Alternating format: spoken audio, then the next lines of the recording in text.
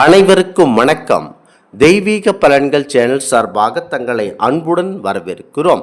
இன்று நம் காணொலியில் காண விரும்புவது காக்கும் கடவுளான பாரம்பொருள் ஸ்ரீ கிருஷ்ணர் அவதாரம் சிறப்புகளை பற்றி இந்த காணொலியில் பார்க்கலாம். வாருங்கள் காணொலிக்கு செல்லலாம். மறக்காமல் ஒரு சப்ஸ்கிரைப் செய்யவும். காக்கும் கடவுளாக இருப்பவர்தான் நம் பாரம்பொருள் மகாவிஷ்ணு அவர்கள் பக்தர்களை காக்கும் பொறுப்பில் பல அவதாரங்கள் எடுத்து இந்த விண்ணுலகை காப்பாற்றி இருக்கிறார். மச்ச அவதாரமாகவும், கூர்ம அவதாரமாகவும், நரசிம்மர் அவதாரமாகவும், வாமனர் அவதாரமாகவும், பரசுராமர் அவதாரம், ராமன், பலராமன், கிருஷ்ணன் போன்ற அவதாரங்களை இந்த பூ உலகில் மகாவிஷ்ணு அவர்கள் எடுத்து தர்மத்தை நிலைநாட்டினார்.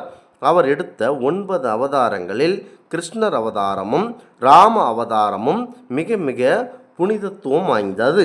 மனிதன் எப்படி வாழ வேண்டும், எவ்வாறு சிறப்பம்சங்களை செய்ய வேண்டும் என்பதற்கு எடுத்துக்காட்டுத்தான் இந்த ராம அவதாரமும் கிருஷ்ண அவதாரமும்.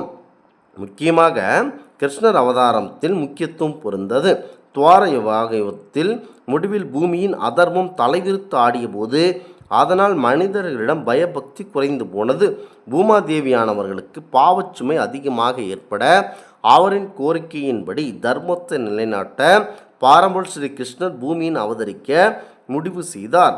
அவர் ஆவணி மாதம் அஷ்டமி திதியுடன் கூடிய ரோகிணி நட்சத்திரத்தில் நள்ளிரவில் சிறைச்சாலையில் வாசுதேவருக்கும் தேவகிக்கும் மைந்தராக ஸ்ரீ கிருஷ்ணராக பிறந்தார். கிருஷ்ண பரமாத்மா அவதரித்த இந்த நாளை கிருஷ்ண ஜெயந்தி என்றும் கோகுலாஷ்டமி என்றும் கொண்டாடி மக்கள் தீர்க்கின்றனர்.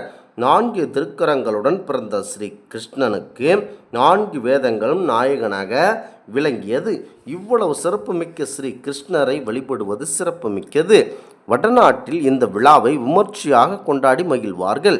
தென்னாட்டில் நவராத்திரி விழா போல கண்ணனின் நீலைகளை பொம்மைகளாக கொண்டு அலங்காரம் செய்து வீதிக்கு வீதி பஜனைகளையும் பட்டுமாக சிறப்பம்ச உற்சாகமாக கொண்டாடுகின்றனர். துவாரகை, பிருந்தாவனம், பண்டாரிபுரம் ஆகிய இடங்களில் ஸ்ரீ கிருஷ்ணர் ஜெயந்தி பெரிய திருவிழாவாக நடத்தப்பட்டது. யாதவர்களின் அரசனாக விளங்கிய உத்திரசீனன் இவனுக்கு கம்சன் என மகனும் தேவகி என்ற மகளும் இருந்தனர். வாசுதேவர் உக்கிரசேனனுக்கு மந்திரியாக இருந்தார். வாசுதேவருக்கு தேவகி திருமணம் செய்து வைத்தனர். தேவகிக்கு பிறந்தும் 8வது குழந்தையினால் கம்சனுக்கு உயிருக்கு ஆபத்து இருக்கிறது என்ற ஒரு அசரீரி ஒலித்து கம்சனிடம் கூறியபோது கம்சனானவர் அவர் தங்கைக்கு பிறக்கும் அனைத்து குழந்தைகளையும் கொல்வதாக முடிவு எடுத்தார். தேவகிக்கு பிறக்கும் 8வது குழந்தையினால் கம்சனுக்கு ஆபத்து முடிவு எனப்படும் என்ற ஜோதிடர்கள் கூறினார்கள். இதனால் அச்சமுற்ற கம்சன் தேவகிக்கு பிறந்த 7 குழந்தைகளையும் துடிக்க துடிக்க கொன்று விடுகிறான். 8வது குழந்தையாக பிறந்த ஸ்ரீ கிருஷ்ணர் அவர் பூவுலகில் அவதாரம் எடுத்தார். இக்குழந்தைக்கும் கம்சனால் ஆபத்து ஏற்று விடுமோ என்று தேவகியும் வாசுதேவரும் பயந்து போனார்கள். கண்ணன் தனது பாஞ்சாயுதத்துடன் தாய் தந்தையருக்கு தரிசனம் காட்டி தன்னை யமுனை நதிக்கு அப்பால் உள்ள ஆயர்பாடிக்கு கொண்டு செல்லும்படி அசரீரியாக கூறினான். அதன்படியே வாசுதேவர் ஸ்ரீ கிருஷ்ணனை கூடையில் வைத்து சுமந்து கொண்டு சென்றார். அப்போது சிறைக்கதவு தானாக திறந்து வழிவிட்டது. பலத்த மழை கொட்டியது. யமுனை நதி வழிவிட குழந்தை மீது மழை பெய்யாமல் இருக்க ஆதிசேஷன் குடைபோல் படம் எடுத்து கொண்டு சென்றான்.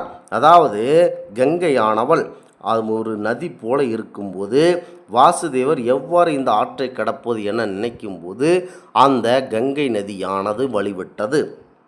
அந்த நதி வழிவிட்டவே அந்த மலைக்காக ஆதிசேஷன் தனது கிருஷ்ணனை காக்க, அதாவது விஷ்ணு பெருமானுடைய ஆதிசேஷன் அவருக்கு குடையாக வந்தது போலவே அந்த தோற்றம் இருந்தது. யசோதை பெற்றெடுத்த மாயை என்ற பெண் குழந்தை எடுத்து வந்து தேவகியிடம் வாசுதேவர் சேர்த்தார். கம்சனும் தேவகியிடம் இருந்த மாயை அவளது 8வது குழந்தை என எண்ணி அதனை கொல்லும் பொருட்டு ஆகாயத்தில் எரிந்தான். அப்போது அந்த மாயை என்னும் அக்குழந்தை கம்சனிடம், என்னை யாராலும் வதைக்க முடியாது, நானே அனைத்து உலகங்களையும் காக்க என சொல்லுது. உன்னை கொல்வதற்கு என்று பிறந்த கண்ணன் கோகுலத்தில் நந்தகோபாலன் யசோதா வீட்டில் வளர்கிறான் என கூறியது. ஆயர்பாடியில் வளர்ந்து வந்த கண்ணன் செய்த குறும்புகளும் லீலைகளும் ஏராளமாக இருந்தது. மிக முக்கியத்துவம் வாய்ந்த குறும்பு சிறுவனாக, மாடு மேய்க்கும் சிறுவனாக, குழலூதிடும் கலைஞனான, மகா மல்லர் வென்ற மல்யுத்த வீரனாக, ராஜதந்திரியாக, சிறந்த தூதுவராக, சாரதியாக, பக்தர்களை தக்க சமயத்தில் காத்து அருள் புரியும் ஆபத்பாந்தவனாக, தன் மீது அம்பு எய்த வேடனுக்கு முக்தி அளித்தவனாக, கண்ணன் அவதாரத்தில் எல்லாமே சிறப்புதான். கண்ணனை பற்றி கேட்க இந்த நாளில் கேட்க கேட்க இனிப்பு பலகாரங்களை உண்பது போலவே இருக்கும். அவ்வளவு சிறப்பு மிக்க கண்ணனை அனைவரும் வீட்டிற்கு அழைத்து இன்றைய நாட்களில் வழிபடுவார்கள். வீட்டில் சிறிய குழந்தைகள் ஏதேனும் இருந்தால் கால்களுக்கு வெள்ளை பூசி அந்த குழந்தையை நடக்கச் செய்து பூஜை அறைக்கு அனுப்பி, அதுபோல கிருஷ்ணர் குழந்தை அவதாரத்தில் வீட்டிற்கு வருவதாக இந்த கோகுலாஷ்டமி நாட்களில் செய்தால் அனைத்து விதமான செல்வ வளமும், முக்கியமாக எதிரிகளின் பயம் உடைக்கப்பட்டு நமக்கு இது மிக பெரிய அதிர்ஷ்டத்தை ஏற்படுத்தி தருவார் ஸ்ரீ கண்ணபுரான். கண்ணன் இருக்கும் இடத்தில்தான் மகாவிஷ்ணு, மகாவிஷ்ணு இருக்கும் இடத்தில்தான் லக்ஷ்மி தேவி. லக்ஷ்மி தேவியானவள் மிக முக்கியத்துவம்